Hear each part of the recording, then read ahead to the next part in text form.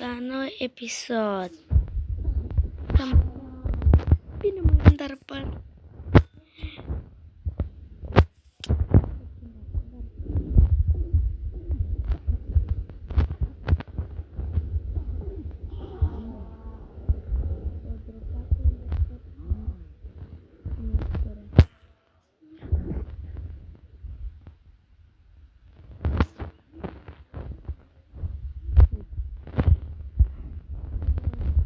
Baza mea de început. V-am arătat în episodul anterior. Sper să vă placă. Pădul ăsta am bătut în 2 ani, mi-am dat 8 ori.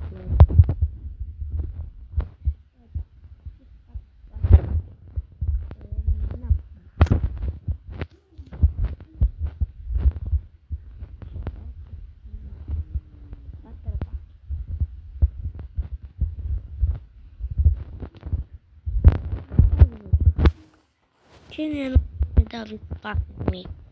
Da, dacă nu știți, da. Pe numele meu original. Sper că vă plăcut. V-am arătat numai să vă arăt cu ăsta. Ne-am făcut baza în ciupercă.